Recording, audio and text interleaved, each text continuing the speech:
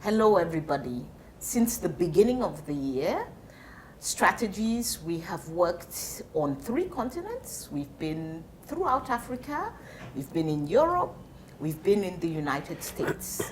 And with all of this travel, working on over 10 different projects, meeting over 500 people across these continents, we thought it was time for a check-in, to check in a little bit and see how everybody is doing, where they've been, and what has been going on. Let me start with you, Aurélie. Where have you been? What has been happening? Hello, Ka. Hello, everybody.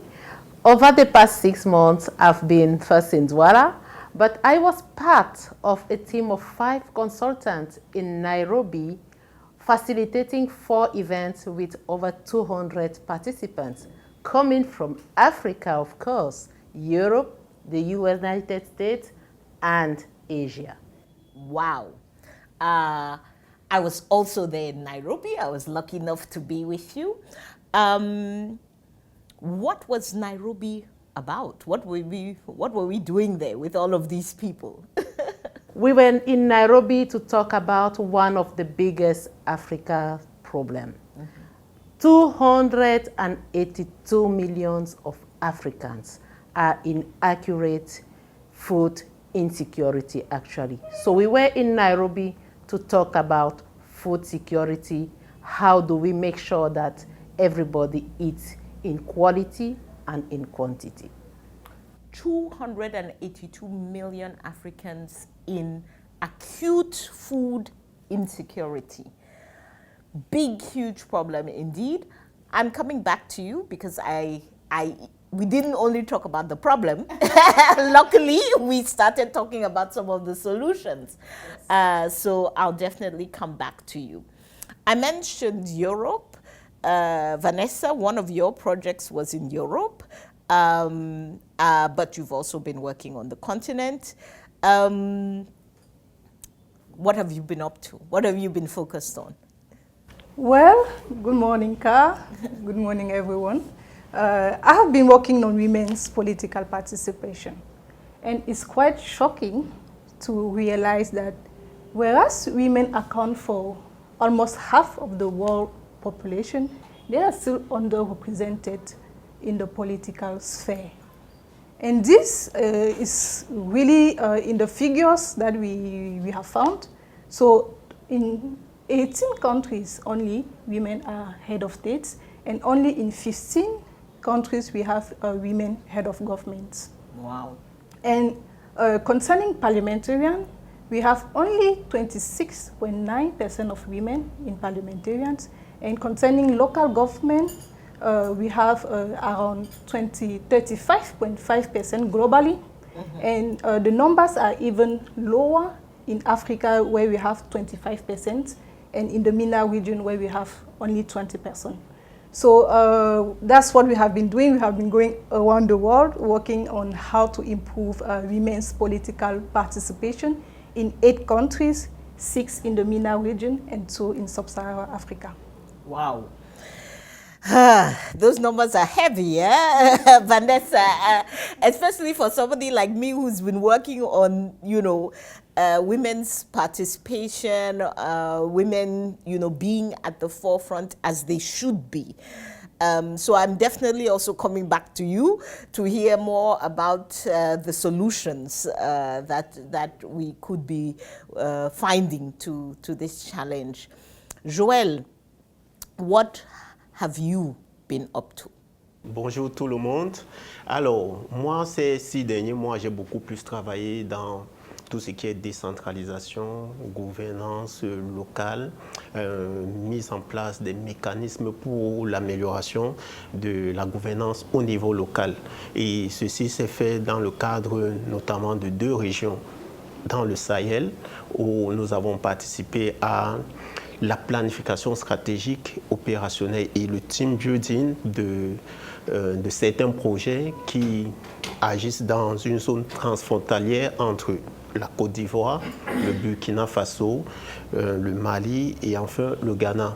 Et d'autre part, dans ce qu'on, j'ai dit, la décentralisation au niveau du Cameroun, c'est essentiellement dans l'élaboration de certains outils qui vont permettre aux maires, aux exécutifs locaux d'améliorer leur performance à travers l'auto-évaluation de la gouvernance au niveau local. Très, très intéressant.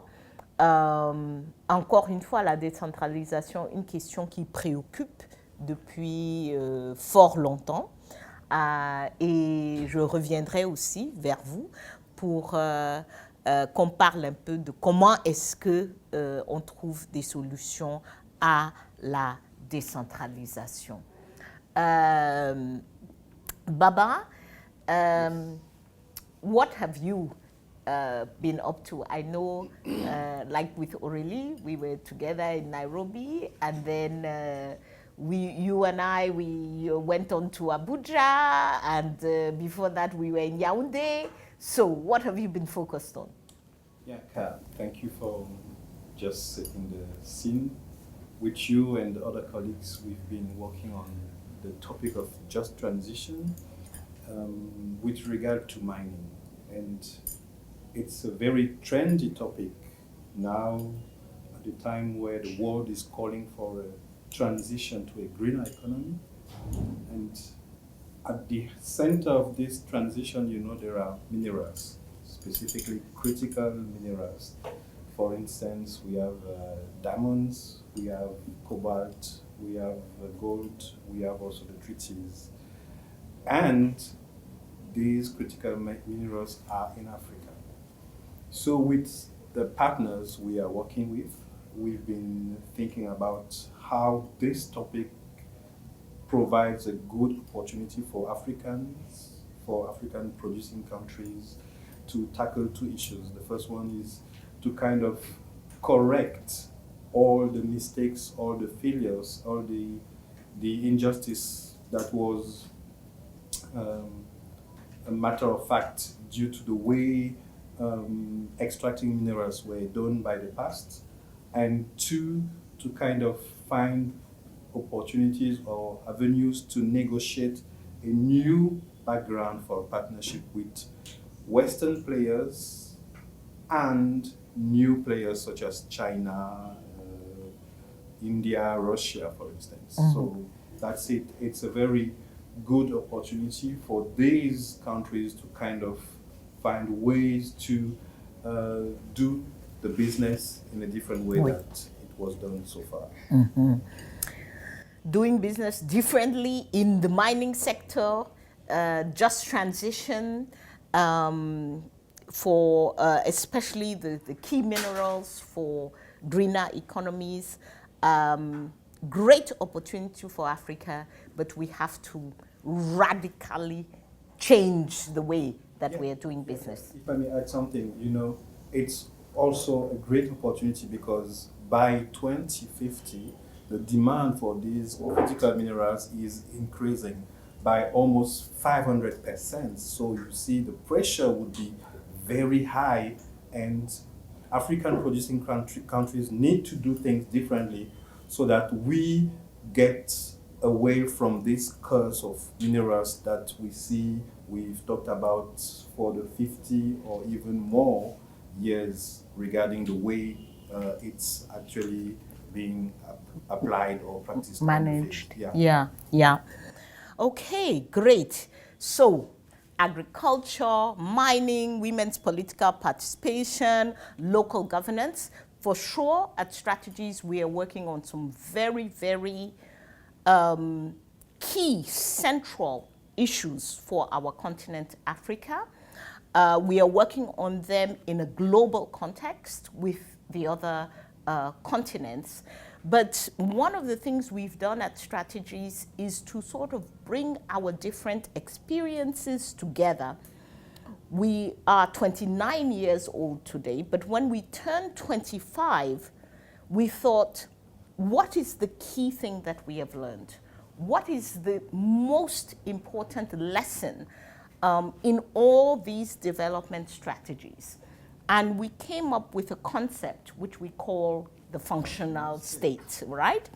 And we realize that a functional state is the key essential element, the driver to development, no matter what you're talking about, no matter what the field is.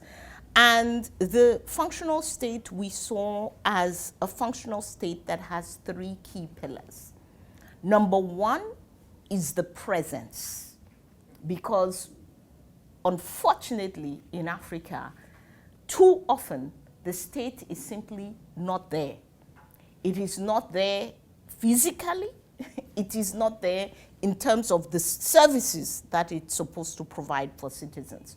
So presence is the key element to the functional state. Another key pillar is safety and sustainability. Are citizens safe?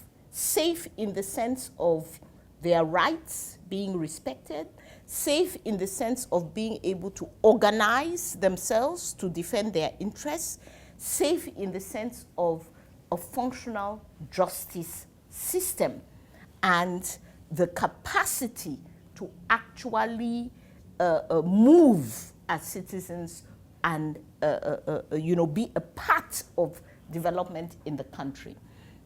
And the third element, the third pillar, of course, for us is hope. Hope for us represents a growing economy where people can see themselves with jobs today, better jobs tomorrow, a growing economy where they can build wealth for themselves, but also hope in the sense of art and culture, which is essential to the development of human beings, hope in the sense of science, innovation, technology being applied to all of these problems that we are talking about. So I'm going to be asking each of you how what you are working on in terms of the key challenges, the key areas and stakes for Africa, how does it link to the functional state? Food insecurity. 20% of our population being faced with acute food insecurity. In resolving this, how does the functional state come in, Aurélie? Okay. Thank you, Ka, for really bringing out this key concept that we are still developing at strategies. And you're talking of solutions. Out of Nairobi conversations, if you remember, one key outcome that we took away is that the solution cannot be defined by just one actor. We need to have multi-stakeholders platform, and the pivotal actor who has to bring everybody at the table is the state. So the question is this state functional to be able to bring everybody at the table? So linking transforming agri-food systems to the functional state concept, I'm going to focus on two main pillars. One is the presence, and two, the safety and sustainability. Let me talk about presence. In simple words, are the citizens able to touch, to see, to feel the state wherever they are in the country? In agriculture, in food systems, what does this mean? We are talking here about producing food. We are talking about transporting this food from the rural areas to the urban cities, to the markets. We are talking about processing, transforming. We are talking about selling.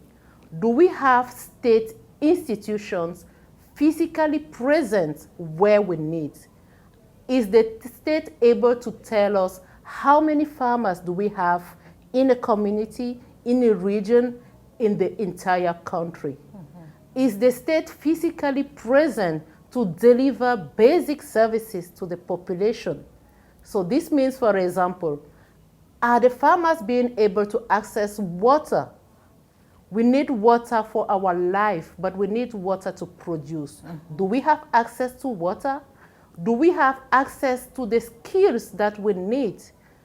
agriculture, producing, everything is evolving. Today we have technology coming in, but is the state able to provide training institutions where people can really access the knowledge that is needed to produce the quality of food that we need in the plate? Do we have services like healthcare services? Usually when we are talking of food security, we only think about the Ministry of Agriculture, for example, but do we have a Ministry of Health available who is coming together to control even the quality of this food that we are eating? Today we have a lot of pesticides, we have a lot of fertilizers that are being used to produce, but what do we get in terms of quality at the end of the day?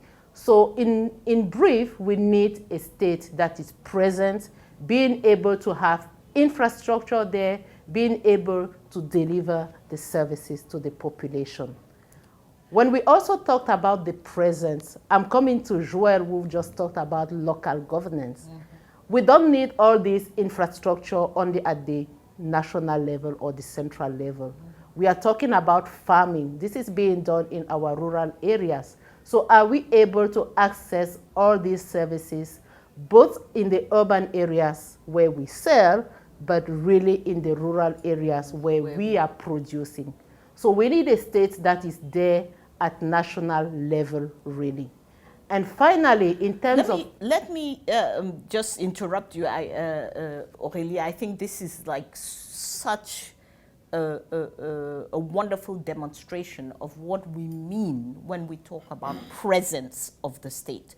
But you spoke to Joel, and I just want to give him the, let him talk a little bit about this idea of presence. Local government, what does that mean when we are talking about state presence? Yeah. Merci Aurélie pour le clin d'œil. Parce que, on l'a dit, lorsqu'on a présenté les éléments de functional state, la présence, la sûreté et la durabilité et l'espoir.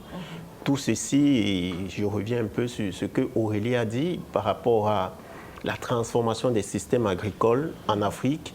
Baba parlait de la gestion des ressources minières en Afrique, et je reviens sur également VT qui a parlé de l'inclusion de la femme ou bien la participation de la femme dans la gestion des politiques de développement et autres en Afrique. Donc tous ces éléments-là ont l'air ensemble dans ce qu'on appelle bien sûr le functional state, parce que si l'État n'est pas fonctionnel, si l'État n'est pas fonctionnel non seulement au niveau local, mais aussi un État fort au niveau central, tous ces éléments-là ne peuvent pas être implémentés.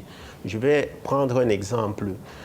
De nos jours, on est en plein dans les processus de décentralisation en Afrique. Et dans le cadre de notre travail, les échanges que nous avons eus avec les maires, globalement, ça revient, le constat est le même. On n'est pas en train de transférer les compétences. On n'a pas les ressources pour mener à bien les compétences transférées. On n'a même pas la ressource financière ou bien la ressource humaine pour fournir les services de base pour lesquels on est élu. Donc, si l'État fonctionnel n'est pas fort au niveau local, l'État central même ne peut pas être fort. Donc, on voit ainsi que tout ça est lié. Absolument. Donc, j'irai même plus loin pour dire que, par définition, l'État fonctionnel est fort au niveau local. Si l'État n'est fort qu'au niveau central, en réalité, il n'est pas fonctionnel, puisqu'il n'a pas la capacité de livrer ces services-là à tous les citoyens, à tous les niveaux. You already spoke about Vanessa and women's political participation. Vanessa, what does sometimes I get the feeling like we talk about women's political participation like it's a nice to have, you know. We do essential thing and then, you know, maybe we add on the women at the end. Is this true? Does this make sense? In a functional state, what does women's political participation mean? Thank you, Kam. You mentioned driving development. We cannot be talking today about sustainable development without having women on the table. So coming to the functional state, I will focus on the second pillar, which is about safety and sustainability. So, which is related to, of course, fundamental human rights. We have fair justice systems. We have also citizens' well-being. And this is really related to the to the feminist development policy, which is already in place. So when discussing safety and sustainability in relation to women's political participation, I will break it down into 3 R's, which are the 3 R's of the FDP, Feminist Development Policy. We have rights, we have representation, and we have resources. Talking about rights, we can never overemphasize on this. Women's rights are human rights. And it's the state responsibilities to make sure that these rights are respected and also that these rights are protected. And it includes political rights. You might say that we have laws that give women the opportunity to vote and also to run for offices. But my question would be, are these laws equitable? From my experience on the project I have been working on lately, I would say no. For example, in the MENA region, there are still societal barriers and also discriminative procedures that really hinder women to participate into politics. So the state really has to make sure that the rights are not only respected, protected, but that they are equitable, that the policies, the systems that are put in place to implement those laws are equitable. Coming now to representation, I already said that women represent almost half of the population, and this has to be seen in the numbers in terms of leadership positions, and we are not seeing it yet. So there's still a lot of work to be done. And when we talk about representation, it's not only, what we have observed is that when we talk about representation, women are mainly restricted to social affairs and women issues. So we have to go beyond that. And it's true that some studies have shown that when women are into local governance, they have more impact in improving the quality of healthcare services, education. But women have the competence, the capacity, and what it takes to do more. So they have to be involved in all decision-making instances, being on finance, being on state security, being on technology, on everything, and at all levels. So Aurélie and Joël have already emphasized the local level. So it has to be at all levels, including the local level. Coming to the third R, which is resource, there are chances that the resources are equitably shared if women are represented. So the chances are higher when women are represented. And also, let me come back to representation. Representation, we also emphasize on that because when women are present, they really have an impact on the policies that are making, so that they are ensuring that the needs and perspective of women are included. So this has an impact on the resources sharing. So this is what I can globally say. So it is the functional state. If we need to drive that development, women need to be there. You know, I once heard a woman say, imagine that you're trying to run a race, and life is a race. We are trying to get somewhere. We're trying to get to that situation of wealth and welfare and well-being for the citizens of our countries, and we are particularly concerned about our continent, Africa. So imagine you're trying to run a race, and then you yourself, you tie one of your feet behind your back. Exactly. You know, it's like, you know, you have two legs that were given to you, and instead of running with your two legs, you decide to tie one behind your back and be hopping along on one leg. You're just not going to make it. And I think we cannot build functional states without women. I feel like we shouldn't have to say this in 2024. Yeah. It should be so obvious, but we are still not there, and we have to keep working on it. Baba, this idea of doing things differently where minerals are concerned, seizing this opportunity right now of just transition to create wealth for Africa, what is the role of functional states? Yes, Ka. Maybe before I answer your question, I want to say something regarding what Vanessa just said. I was paying attention to what she said, and it came clear to in my mind that considering the current situation, women are one of the major groups whose rights are currently violated in mining sites. This is the case in the DRC. It's the case in CAR. It's the case in Central African Republic. Okay. Yeah. It's the case in West Africa with countries like Sierra Leone and so on. It's also the case in Cameroon, so, even in Zimbabwe. All of them. Right? So coming back to your question, you remember that I said just transition is a great opportunity for African countries to kind of correct these issues, such as these violations of the rights of women and other marginalized groups. So what we did with the functional states, we said if we want to achieve this objective of a new way of doing things, a new way of negotiating and partnering with those partners from West and the East, the functional state is a real concept and a perfect tool to do that. We know already that we have these three key pillars. We have the presence, we have safety and sustainability, and we have hope. So for the three of them, for each of them, I will just give you some examples to show how this could be useful and helpful for the purpose.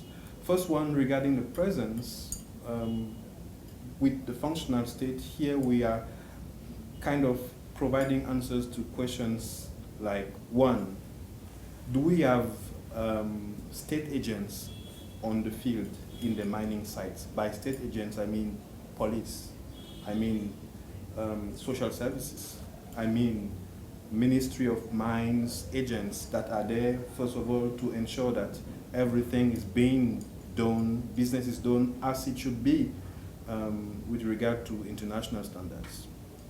Two, do we have children on mining sites? Because they should not be there. Three, regarding the quantities of minerals that are extracted, do they correspond to what the mining companies declare as their production? So with this, having the presence of the state through these agents, we can make sure that everything is done in the right way. This leads us then to safety and sustainability. There we are talking about rules and regulations. Do we have frameworks that guarantee that the way the extraction is done respects the rights, respects the rules? I mean, rights, economical rights, human rights, environmental rights. Just to give you an example on that point. Do we have rules that can make sure that when we talk about the benefits, we have clear distribution of them between the companies and the communities on the ground. Two, if there is pollution of water or soil, is there any proceeding that describe how this should be repaired and how the population should be compensated so that they do not suffer from the damages? And three, is there any framework, a multi-stakeholder platform that in which with equal rights companies and communities could agree on the way they should manage or they would manage the mining sites or anything that happens there? So this is what we consider to be rights and rules within the safety and sustainability.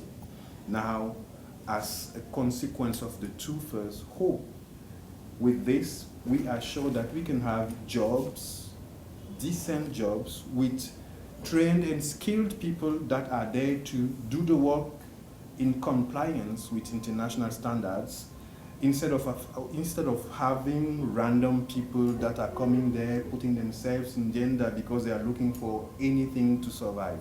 So with this is how we see the functional state being a tool that can lead us to a just transition where everyone smiles. Win-win principle. Yeah. I mean, I think it's so interesting in this conversation. We are really seeing how the functional state brings things together, because we're using the same words. We're talking about rights. We are talking about, communities being able to access. Within those communities are women who have to be a part of the process throughout. The state has to be present at the local level to make this happen. Aurélie, I interrupted you. You were talking about safety and sustainability in the agriculture and agri-food systems. What does that mean? What does that refer to? I'm looking at Vanessa because I'm going to come back again on women. We are talking here about food, and it starts at production. And the research, the studies really show that at least in sub-Saharan Africa, women actually provide 60 to 80% of the labor force. We are half of the population. We provide the majority of the labor force. This means we cannot have a functional state that cannot take us in consideration.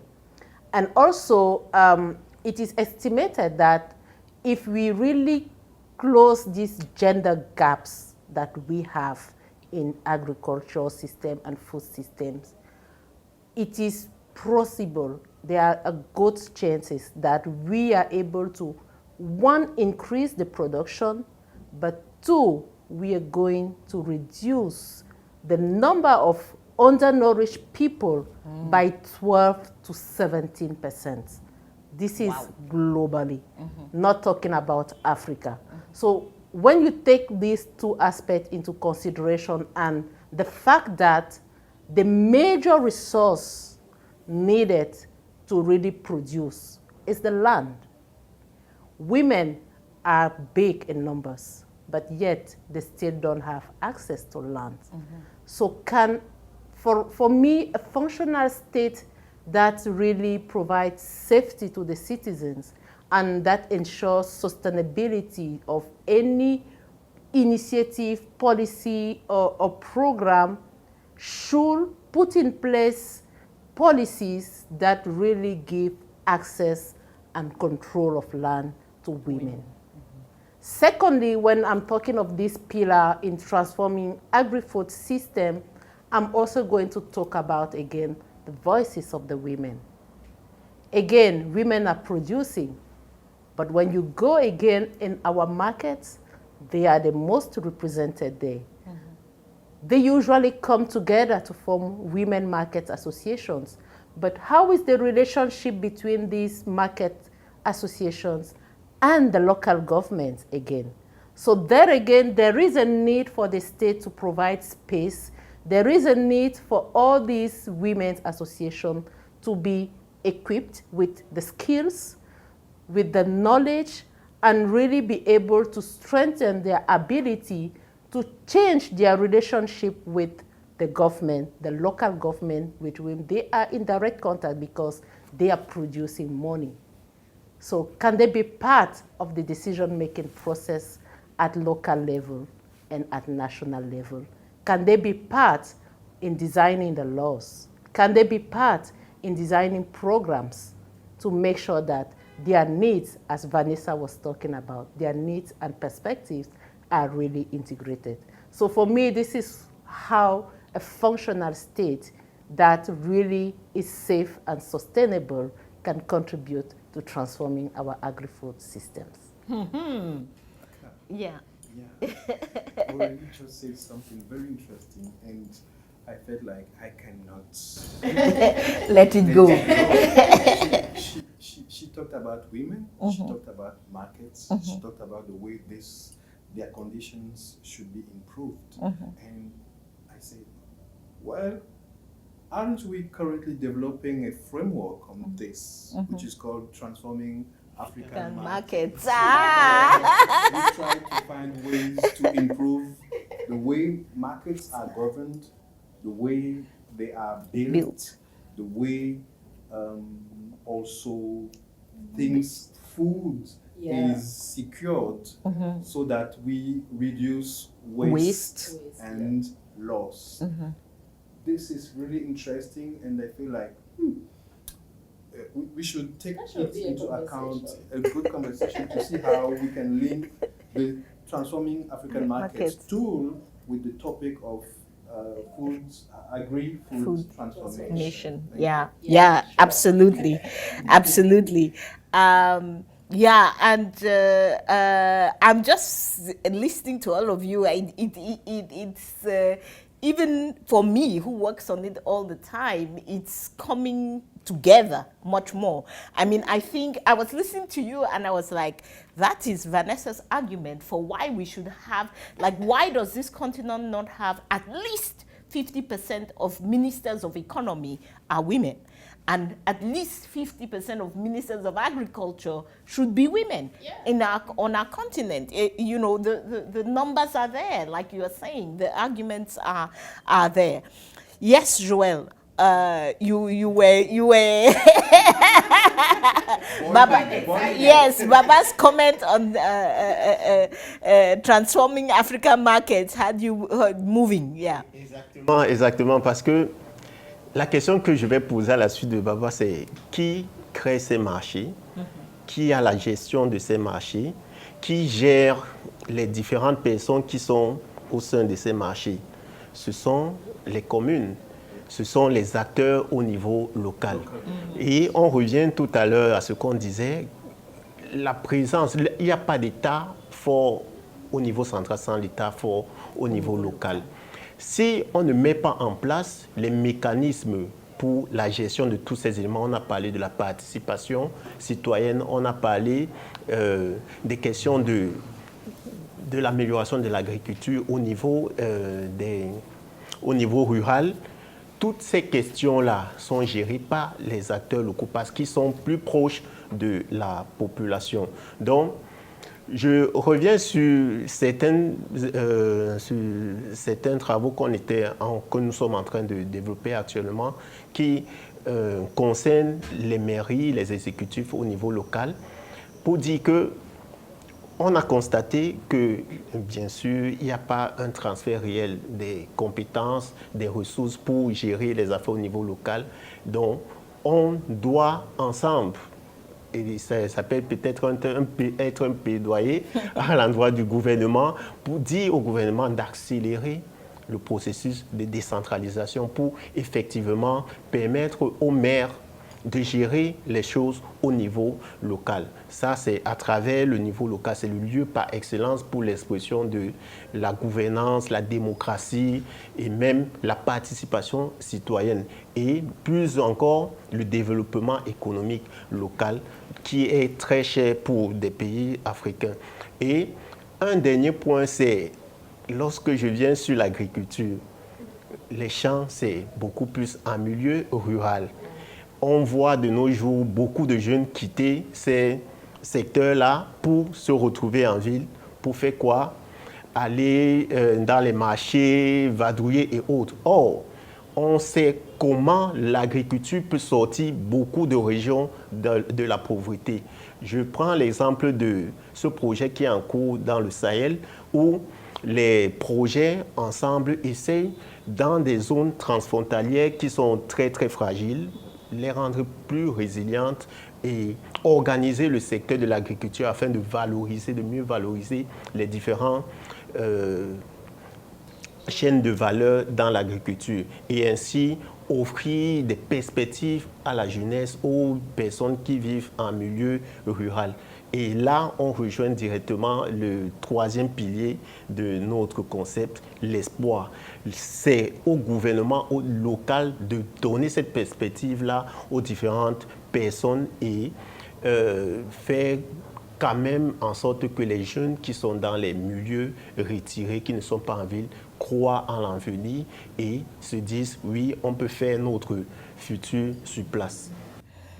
Excellent. I think we're going to try to round up our conversation. Yes. This project you talked about, it's a project which is being implemented by GIZ. GIZ, yes, And yes. we are just accompanying it, supporting technically. Yes, yes. And it's a I think it's an opportunity for us. Of course, as strategies, we are consultants. We are bringing our support to our partners. We are bringing our support, first of all, to our African partners, so to governments. And these governments sometimes are in regional organizations, sometimes it is at the level of the African Union itself, sometimes it is at the level of the local governments where we are working with these different communities. But we do that through development partners. We do that through GIZ is our very big partner in many projects. We do that through the European Union when it comes to mining. We do that Sometimes with the World Bank. through the World Bank, through bilateral cooperation that enables us to support. And we're also happy that we work from time to time with the private sector so that directly we can provide support on some of these issues. I'm just going to ask you now, we are a little bit over halfway through the year, but we are going into what are consultant months where we are usually extremely busy. What is the outlook? What are the things that we have to be focused on in your sector going towards the end of the year in order to work on transforming agri-food systems, seizing the opportunity of just transition, getting women's political participation where it should be, ensuring decentralization and strong local governments in the perspective of functional states? What is it that we should be looking towards? Let me start off with you, Vanessa. What is it that we should be looking at as we go forward? What are you working on as strategies consultants in this area? First of all, I would like to say thank you to Ereli, Baba, and Joel, who gave concrete elements to support what I was saying earlier. So going forward, as we can see in the current environment at the global level and also in Africa, it's evident that we need women to be at the table of decision making. It's crucial for sustainable development. It's not anymore a negotiation. So women have to be there. And the state cannot afford to continue without women. As the numbers showed, agriculture 80%, Baba did not give numbers, but I'm pretty sure from what I have read that the number of women in the mining sectors are really high. and as well as in the farming, which is at the local level. So they are really working to improve things at the local level. So it's not a negotiation anymore. If we want a local governance to work, we need to integrate women. If we want agri-food system, we need to use all the resources we have, as women are already there. And if we want mining to create wealth for Africa, then we need women, and we need to design strategies that really integrate women who are already part of the mining sector. So this is what strategy is continuing to doing. So we are focusing on women's political participation, as is really key for a functional state. Okay, all right. Let me find out from you, Baba.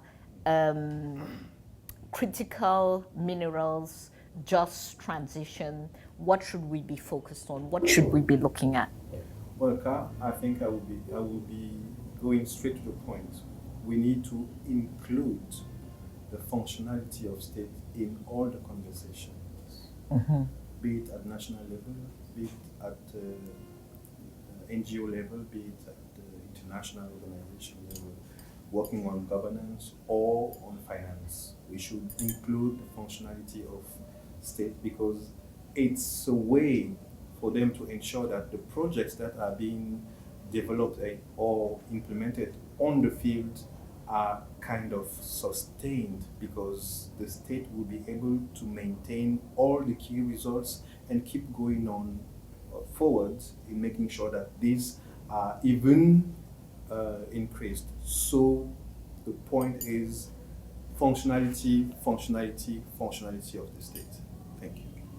Functionality of the state if we want wealth from minerals. Okay. Aurélie, what should we be looking at? How do we, go forward in terms of transforming our agri-food systems? Yes, I love the way Baba just talked about integrating the functionality of the state in our development projects. And as mentioned earlier, the state is the key actor here if we want to transform our agri-food system. So for me to have a functional state that is really working towards transforming agri-food system, the state should be working with key principles. One of these principles is really that everything should be citizen-driven. We have to develop policies, we have to develop programs, making sure that we are taking into account the needs of our population. How many people are we targeting for the next 3 years? How many are we targeting for the next 10 years? We should be thinking about numbers. We should be thinking about the quality of food these people need to really do the work. Also, they will have to be doing. The second principle that a state should be working with is really about participation and inclusion. Again, I'm looking at Vanessa because we can't say that every day. We need women at the table. So we need to make sure that we have women, but that we have all the stakeholders concerned. The private sector, the government, the researchers. We have to have everybody just sitting there to design, to implement, and also to monitor. And the final really principle that has to be there is about accountability. The state is accountable for making sure that its population has the quality and the quantity of food that is needed. So we need to make sure that we develop systems and tools, and I'm happy to hear about the work that Joel has been working on to develop this tool for the local communities, for the local councils to self-evaluate themselves and ask themselves, are we delivering the services? I would love to have such tool in the agri-food system to make sure that can we evaluate from time to time, can we produce data that show how much money, how much resources have we invested to make sure that we produce good food, that we sell at the good prices, and that we have all the quality control system in place. So that is for me what we have to be looking forward. And one key aspect there is that we at Strategy are really going to also focus on is how do we do all of this with feminist approaches.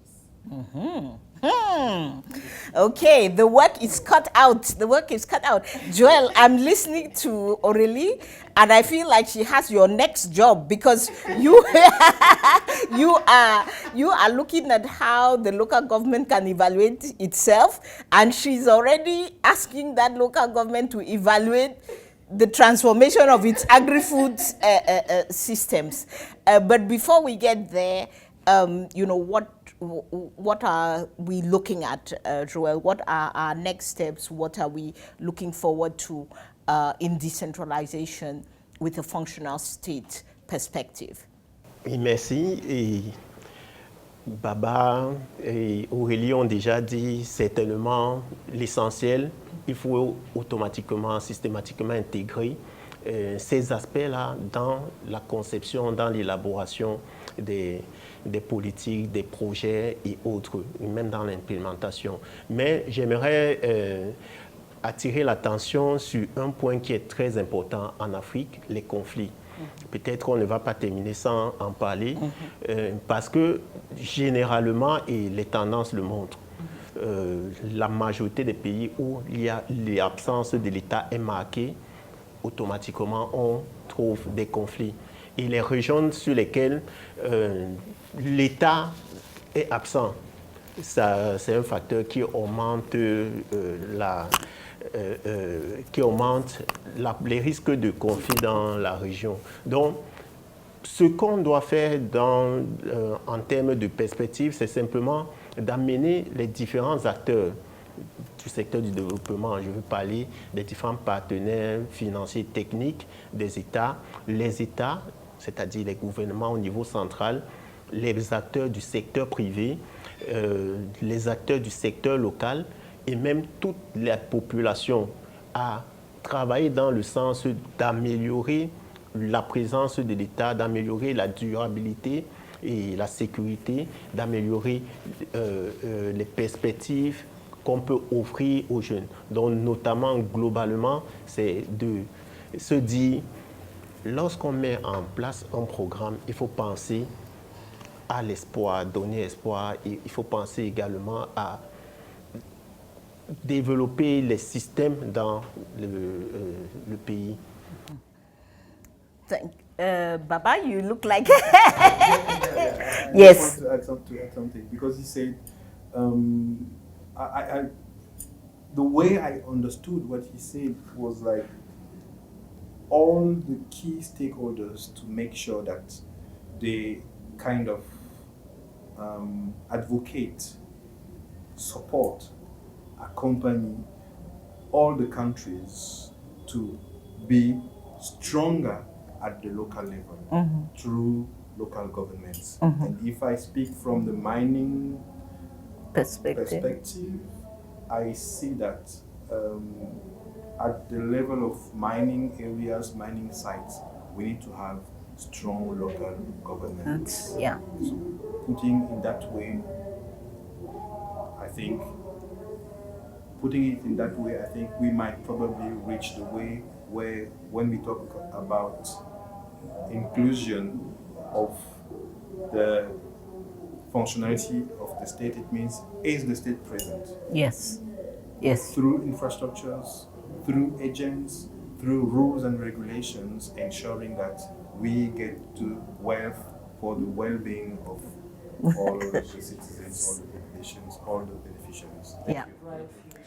Yeah, and you know, I think we conclude on this point. I didn't see it this way before. What I got from what Joel just said is that we have 3 pillars in the functional state: presence, safety and sustainability, and hope. But all 3 pillars are building towards hope. Yes. That's what I got. All three pillars are building towards hope. And if we don't have hope for the young people, for people to be able to project themselves in their own societies, in their own cities, so that they don't have to, because we worry about migration from African countries to other African countries and then to other parts of the world. But we need to even worry about migration within a country itself, from the rural areas to the cities. We need to be able to create hope wherever that citizen is. Wherever you are born, wherever you happen to live, wherever you are able to have your job, you should have hope right there. You should be able to project your future right there. And I think that this is the kind of development that we are working on. It's been a fantastic beginning of the year. We've done some very, very interesting things. Let's continue with our functional state. Let's continue with our key pillars. And let's continue to build hope. Right? Thank you. Thank you.